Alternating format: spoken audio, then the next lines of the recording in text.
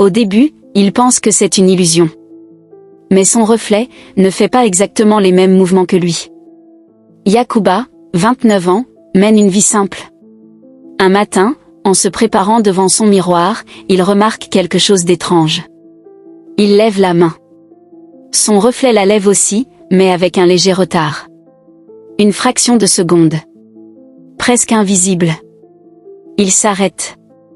Regarde fixement. Il recommence. Cette fois, tout semble normal. Il secoue la tête. Se dit qu'il est fatigué. Que c'est son imagination. Mais le doute s'installe. Le soir, il retourne devant le miroir. Il observe attentivement. Il bouge lentement. Très lentement. Et là, encore ce décalage. Minime, mais réel. Son reflet ne suit pas parfaitement. Yacouba recule. Son cœur commence à s'accélérer. Ce n'est pas normal. Un miroir est censé refléter exactement. Pas interpréter. Pas hésiter. Pourtant, quelque chose cloche. Et cette fois, il ne peut plus ignorer. Yacouba décide de tester. Si ce n'est pas une illusion, alors il doit comprendre. Il se place devant le miroir. Il fixe son reflet droit dans les yeux.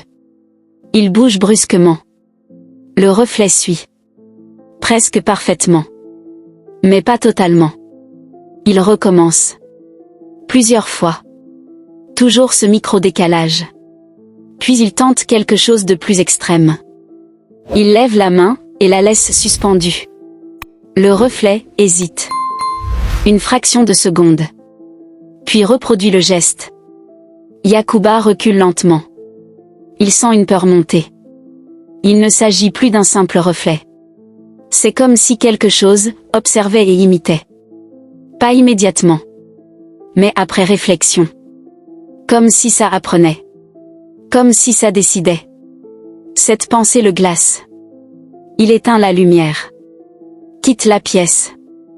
Mais avant de partir, il jette un dernier regard. Et pendant une seconde, il a l'impression que le reflet ne s'est pas arrêté en même temps que lui.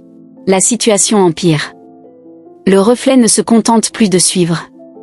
Le lendemain, Yacouba évite le miroir. Mais la curiosité l'emporte. Il revient. Lentement. Il regarde. Tout semble normal. Jusqu'à ce qu'il cligne des yeux. Une seule seconde. Et pendant ce court instant, le reflet sourit. Un sourire léger. Presque invisible. Mais Yacouba ne souriait pas. Il recule violemment. Sa respiration s'accélère. Cette fois, il est sûr. Ce n'est plus un décalage. Ce n'est plus une illusion. Le reflet agit. De lui-même. Il essaie de se calmer. De rationaliser. Mais plus il observe, plus les anomalies apparaissent. Des mouvements trop lents. Des gestes légèrement différents. Et ce regard, qui semble parfois le fixer, avant qu'il ne le fasse lui-même. Yacouba commence à éviter tous les miroirs. Mais il sait que ce n'est pas une solution. Yacouba comprend alors une chose. Le problème, ce n'est pas le miroir.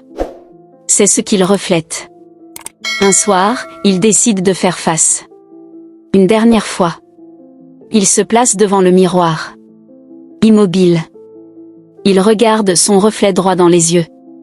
Longtemps. Très longtemps. Sans bouger. Sans cligner. Et soudain, le reflet bouge. Tout seul. Lentement. Il lève la main. Puis l'autre. Yacouba reste figé. Incapable de réagir. Le reflet continue.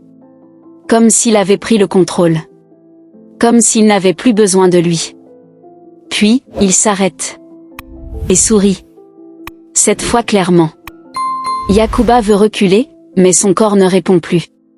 Ses muscles refusent. Il comprend alors. Ce n'est pas le reflet qui copie. C'est lui, qui est en train d'être remplacé. Petit à petit. Lentement. Par ce qu'il voit. Et toi, si ton reflet commençait à agir sans toi, est-ce que tu oserais encore te regarder dans un miroir ? Abonne-toi maintenant pour ne rien manquer, et dis-moi en commentaire ce que tu ferais.